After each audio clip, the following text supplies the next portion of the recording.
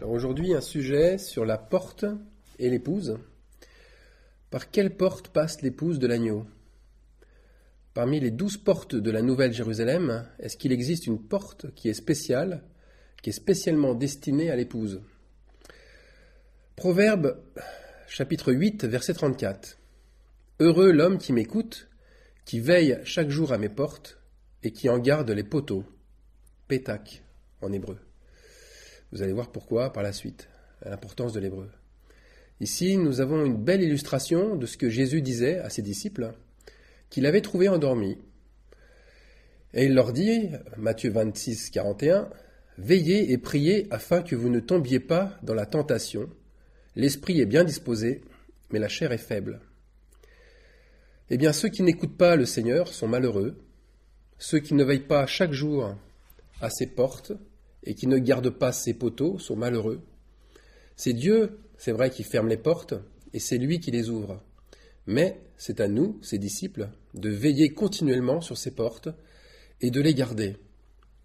C'est-à-dire, c'est à nous, personnellement, de veiller à ce que ces portes soient constamment ouvertes pour nous et de les garder de l'ennemi.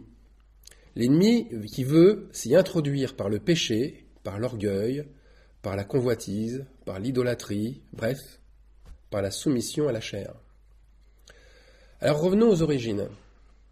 À l'origine, Néhémie, est-ce que c'est pas lui qui a ouvert les portes une fois la muraille reconstruite?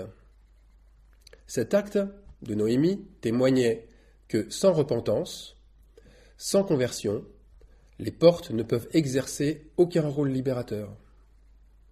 La preuve, en hébreu, fermer une porte, ça se dit « sogar ». Et Lévitique 14,46 nous montre comment dans le passé, une porte qui était fermée, elle devait le rester et personne ne devait la franchir.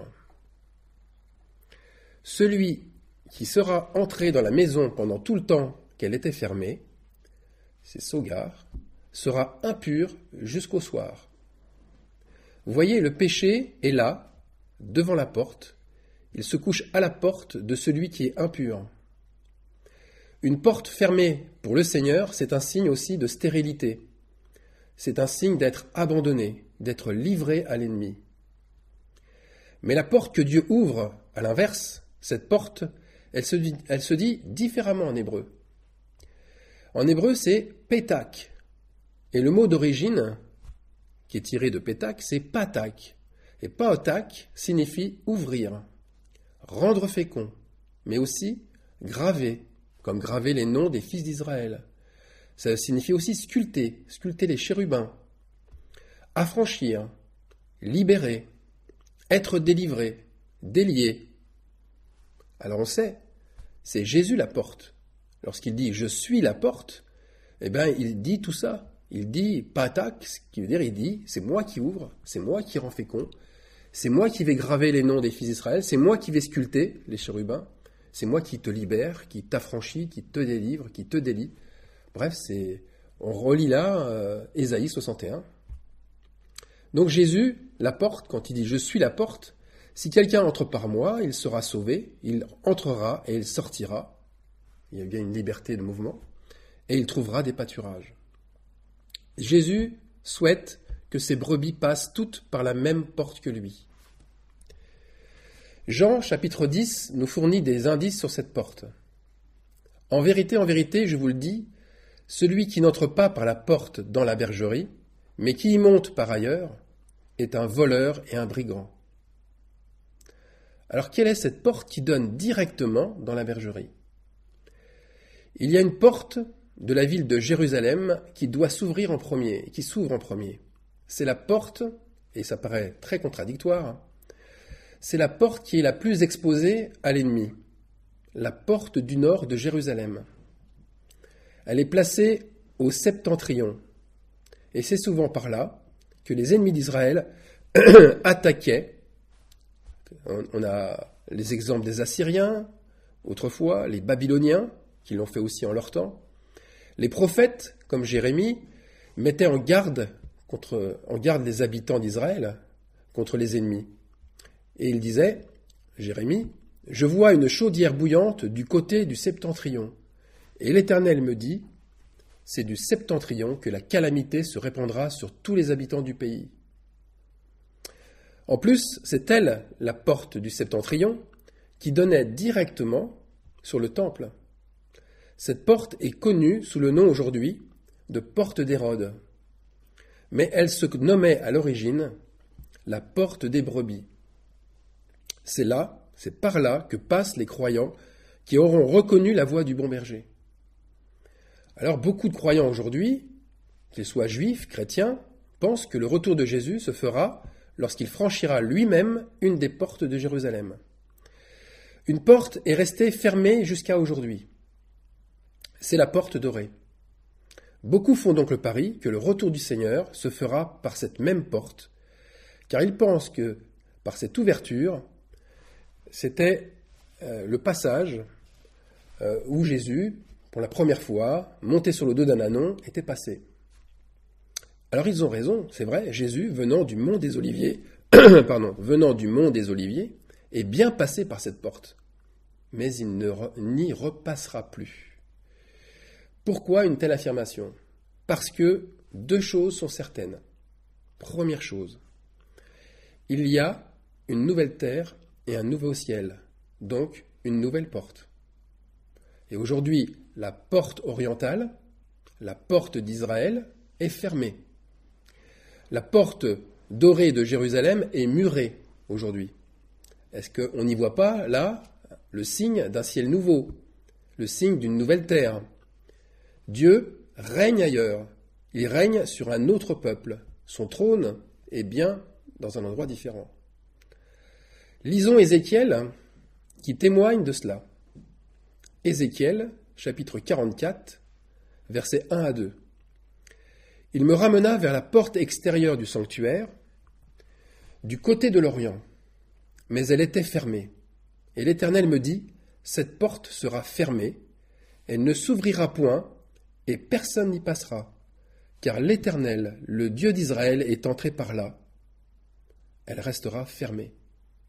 Là, si c'est pas clair, je sais pas ce qu'il faut.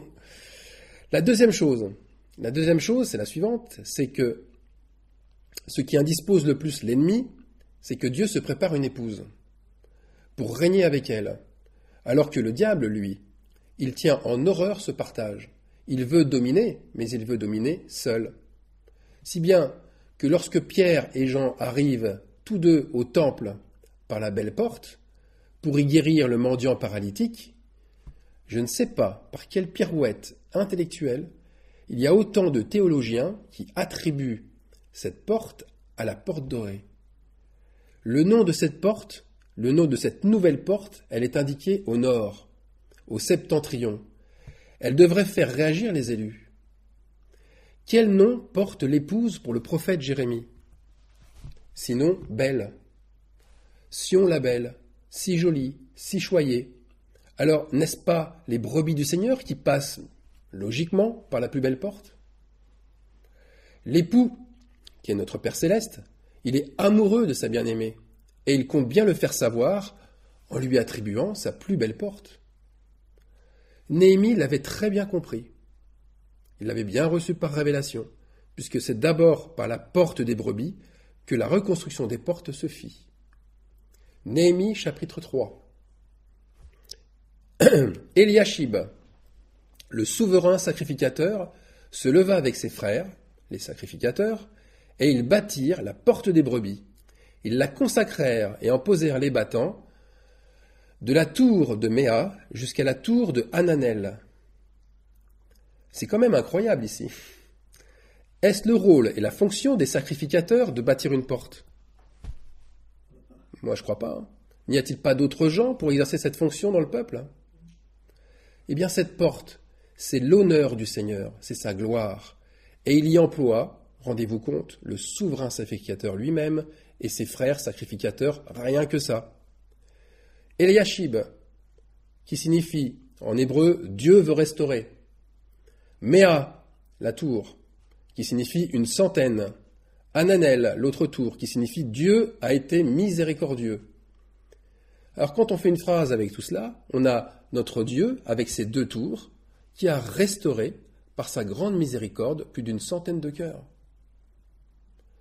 Il est bien prédit un rassemblement pour un renouveau. Ces 2 tours sont comme des rappels à l'ordre. Elles montrent que la porte reste étroite. Toutefois, 100, ce n'est ni des milliers ni des millions. Et Jésus de Nazareth, allait dans ce sens. Lui-même, quand il traversait les villes et les villages, et qu'il exhortait chacun en disant « Efforcez-vous d'entrer par la porte étroite, car je vous le dis, beaucoup chercheront à entrer et ne le pourront pas. » Le prophète Ézéchiel fut emmené, lui, en esprit devant cette porte. Ézéchiel 44, 4. Je lis. « Il me conduisit vers la porte du septentrion, devant la maison. Je regardais, et voici la gloire de l'Éternel remplissait la maison de l'Éternel, et je tombais sur ma face. » C'est la porte qui mène à la gloire de Dieu que voit Ézéchiel à ce moment-là.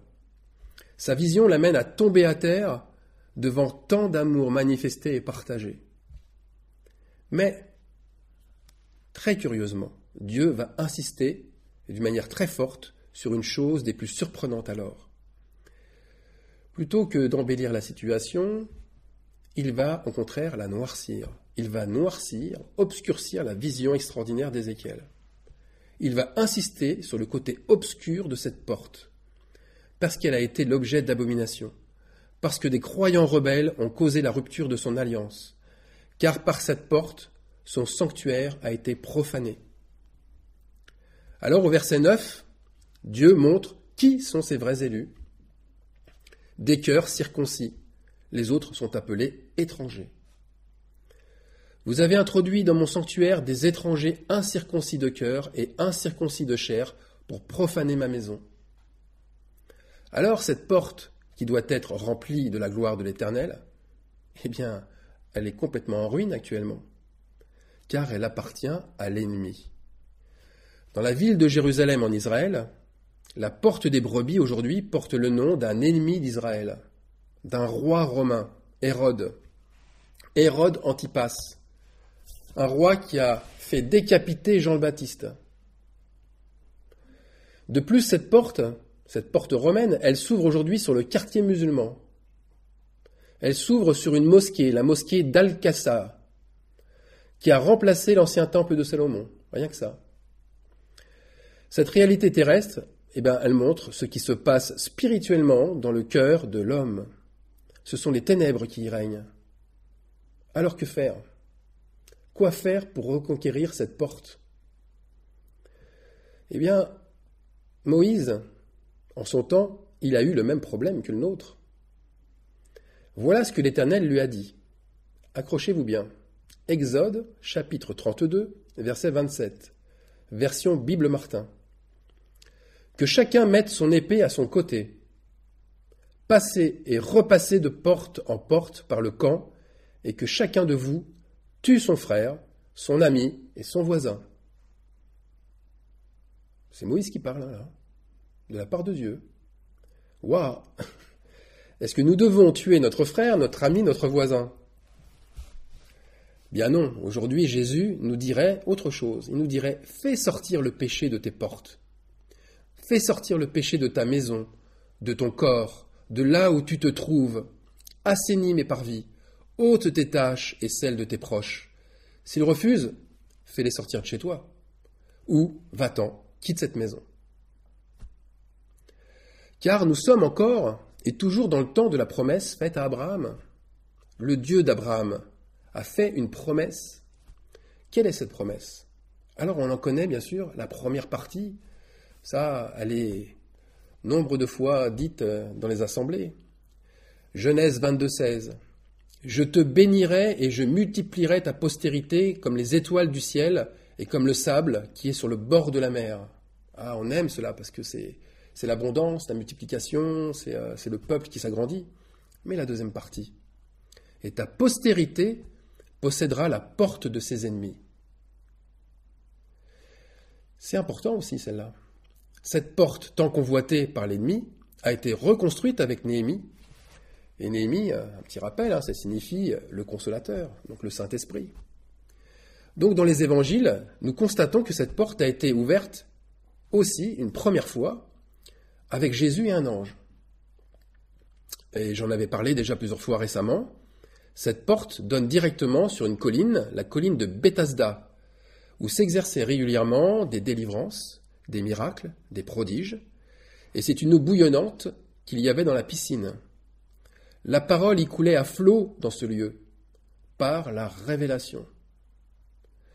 Dans le livre des Actes, au chapitre 3, nous avons 2 apôtres, nous avons 2 élus qui ouvrent aussi cette porte. Nous avons Pierre et Jean. Et ils l'ouvrent avec Jésus. Mais cette fois-ci, attention, Jésus n'est pas présent physiquement. Il est descendu sur les apôtres en esprit par le Saint-Esprit. Et bizarrement, dans les 2 cas, la situation est identique.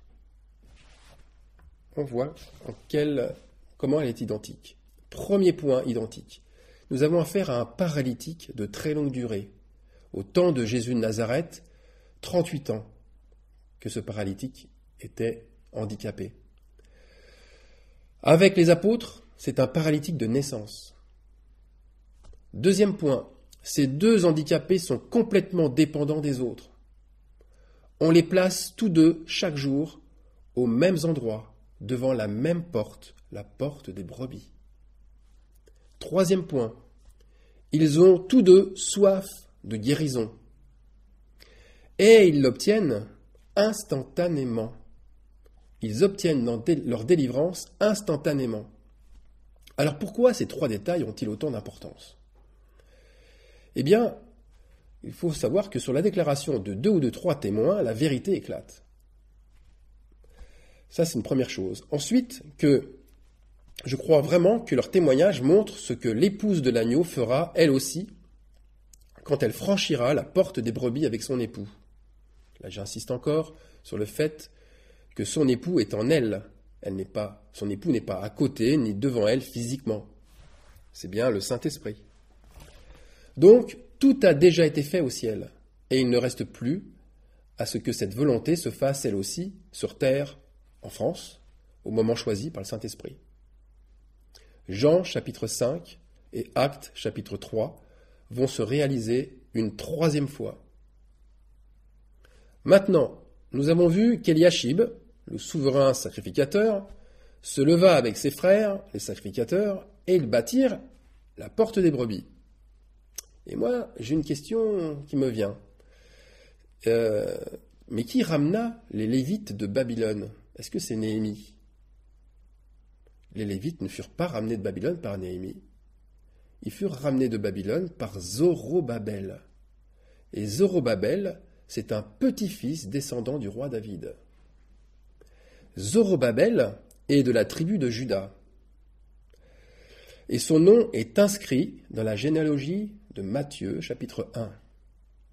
Il emmena donc avec lui le reste de Babylone, ou plus littéralement, ceux qui brûlaient à Babylone, brûlaient dans le sens de feu spirituel. Alors nous le savons déjà, par sa signification hébraïque, Zorobabel signifie « rejetons de Babylone ». Donc il n'y a absolument rien qui a été laissé au hasard. Absolument rien. D'ailleurs, les Lévites que Zorobabel ramena avec lui sont aujourd'hui les sacrificateurs, les vrais croyants, ceux dont les fruits de la repentance sont bien visibles. Alors on va aller même un petit peu plus loin. Apocalypse, chapitre 20, verset 10. « Et il me transporta en esprit sur une grande et haute montagne, et il me montra la ville sainte, Jérusalem, qui descendait du ciel d'auprès de Dieu, ayant la gloire de Dieu. Elle avait 12 portes, et sur les portes, 12 anges, et des noms écrits, ceux des 12 tribus des fils d'Israël. Alors tout cela me fait dire une chose, c'est que parmi les 12 portes de la Nouvelle Jérusalem, une porte y figure qui ne s'appelle plus la porte des brebis, mais tenez-vous bien, elle porte le nom d'un ange et le nom d'une tribu. Et le nom de cet ange et de cette tribu, c'est la porte de la tribu de Joseph. Et là, je vais expliquer tout ça. Joseph, c'était un ange terrestre. Ange signifie envoyé. Joseph était envoyé, un envoyé, c'est-à-dire qu'il a eu une mission. Un envoyé, c'est quelqu'un qui est missionné. Il a une mission auprès d'Israël, son père, mais aussi auprès de ses frères, et aussi auprès d'Égypte. Alors je m'explique. Jacob, quand il est devenu Israël, donna sa bénédiction à chacun de ses enfants et dit concernant Joseph la chose suivante. Tu seras le rejeton d'un arbre fertile près d'une source. Eh bien, cette prophétie s'est accomplie une première fois avec Zorobabel. Rappelons-le, le rejeton de Babel. Puis, elle s'est accomplie une deuxième fois avec Jésus et ses apôtres. Ils ont été cette nouvelle pousse, ce rejeton qui a grandi en territoire ennemi, entouré d'opposants. Et cette situation s'accomplira aussi une troisième fois encore avec la Nouvelle Jérusalem. La prophétie d'Amos, Amos 9, a été elle-même accomplie déjà à ce moment-là. La maison de David sera rebâtie comme autrefois. Eh bien, cette porte montre qui est venu et qui vient l'ouvrir. Ce sont ceux qui ont entendu la voix de Jésus et qui sont allés ouvrir pour qu'ils soupent ensemble. Ils sont sortis des institutions. Ils sont sortis de Babylone pour revenir comme au départ, pour revenir aux assemblées de maisons réunies dans chaque ville, comme à Jérusalem, comme était rebâtie autrefois la maison de David. Alors maintenant, continuons avec la porte de Joseph. On n'en a pas fini avec Joseph. Joseph signifie en hébreu « Dieu rajoute ». Dieu a joint. Il rassemble. C'est la porte du rassemblement. Rappelez-vous mes derniers messages où je parle d'un peuple d'étrangers venu d'Édom et qui repeuplera Sion. Eh bien, Joseph va exactement dans le même sens lui aussi. Cette porte montre qui sont ceux de la tribu de Joseph. Ce sont ceux qui passeront cette porte en vainqueurs. Eh bien, ce sont ceux dont Dieu se souvient. Dieu se souvient comme il s'est souvenu de Rachel, comme il s'est souvenu de sa stérilité, et qu'en appelant son fils Joseph, Rachel a dit « Que l'Éternel me rajoute un fils ». Dieu, à ce moment-là, a rajouté un fils à son fils. Pour être encore plus clair, ce fils, c'est le Fils de l'homme, rajouté au Fils unique de Dieu, Jésus. Ce sont bien sûr ses élus. Ce sont ceux qui portent, comme Joseph, la tunique de plusieurs couleurs. L'étranger de plusieurs couleurs. L'étranger blanc, jaune, noir. On peut faire une référence à blanc, l'Europe, jaune, les Asiatiques, noir, les Africains. Eh bien, on a bien sûr ce genre d'étranger, mais aussi on a une étrangère qui est rajoutée au peuple élu, à la famille. C'est lui ou elle le rejeton d'un arbre fertile près d'une source. Pourquoi je parle d'étrangères ? Parce que il y a des étrangères qui ont été coupées d'héritage. Rappelez-vous Dina, la fille de Léa. La fille de Léa et de Jacob. Elle a été déshonorée par Sichem, mais elle a été à un moment donné réintégrée à sa famille. Donc là, je vous ramène au message sur la tribu cachée d'Israël, où je donne encore plus de détails par rapport à Léa, à Dina. On a aussi un autre exemple avec Ruth, la Moabite, qui a trouvé une descendance dans Juda. Alors revenons à la prophétie de Jacob, qui a été faite sur Joseph. Et ça, c'est Genèse 49, 22. Eh bien, ceux de Joseph ont résisté, comme Joseph lui-même, à l'injustice, au sacrifice. Ils ont plongé, comme Joseph, leur tunique dans le sang. Ils ont des branches qui s'élèvent au-dessus de la muraille, c'est-à-dire qu'ils passent par-dessus les forteresses du mal. Ils sont vainqueurs du péché. C'est d'eux que sort le rocher d'Israël, c'est-à-dire Jésus. Ça, c'est la bénédiction de Jacob sur Joseph. C'est d'eux, je continue, c'est d'eux que sort l'épouse, qui est la bénédiction des mamelles et du sein maternel. Donc le rejeton d'un peuple, ce petit reste qui sort de Juda. La porte septentrionale, donc, elle possède, comme il est dit dans le livre de l'Apocalypse de Jean, elle possède aussi une perle particulière. Chaque porte était d'une seule perle, Apocalypse 21, 21.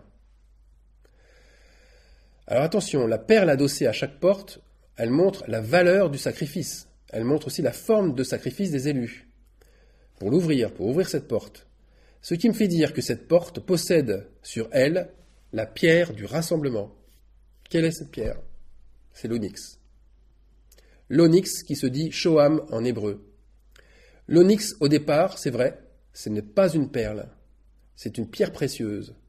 Mais cette pierre a été taillée en forme de perle pour en devenir une perle. Pourquoi? Pourquoi? Parce que si c'est une perle autrement que cela, c'est dit ailleurs dans la Bible. Et dans la Bible, il est dit autre chose.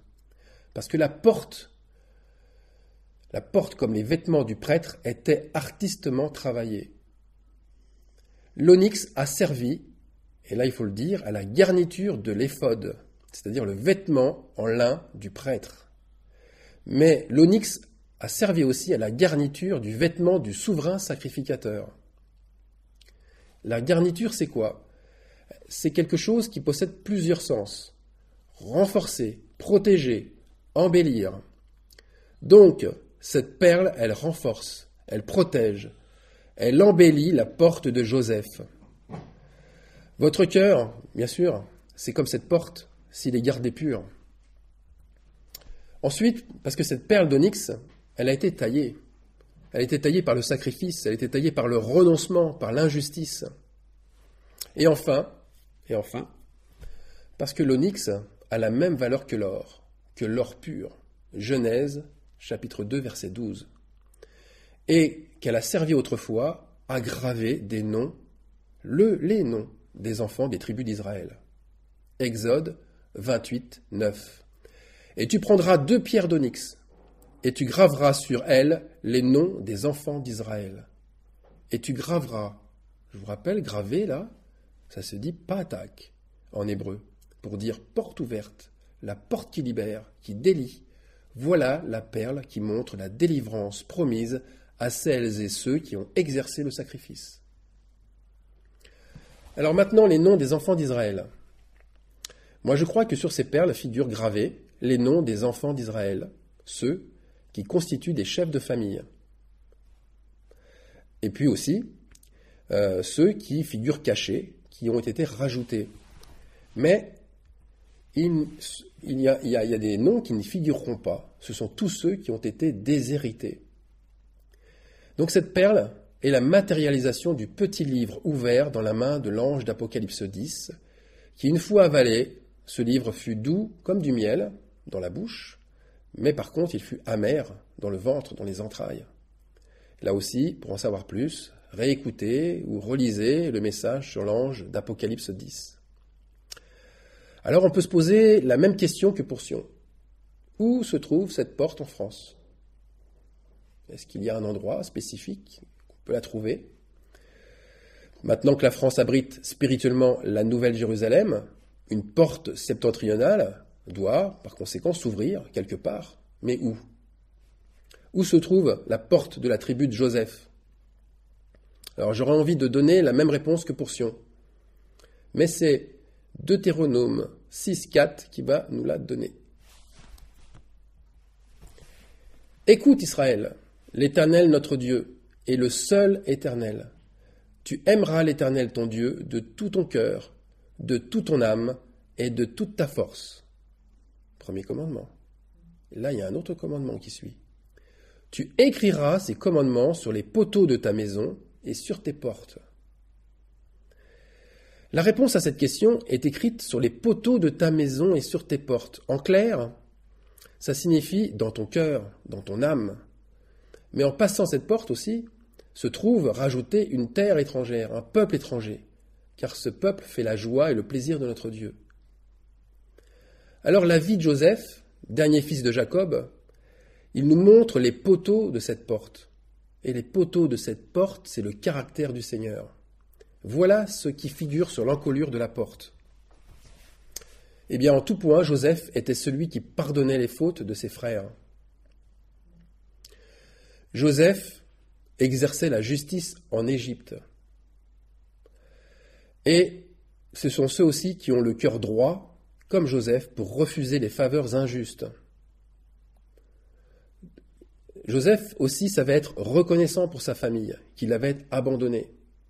Vous voyez, toutes ces choses montrent que Joseph, comme ceux qui font attention à la porte, exerçait le pardon, la justice, la miséricorde et la compassion, et envers tous, sans exception. Voilà exactement ce qui est écrit sur les poteaux de ta maison et sur ton cœur. Et ceux qui vivent cela, au plus profond d'eux-mêmes, passeront par la porte étroite des brebis, celle de Joseph. Ils passeront par la porte de la tribu de Joseph, qui est la porte de l'épouse de l'agneau. Nous avons maintenant un éclaircissement différent.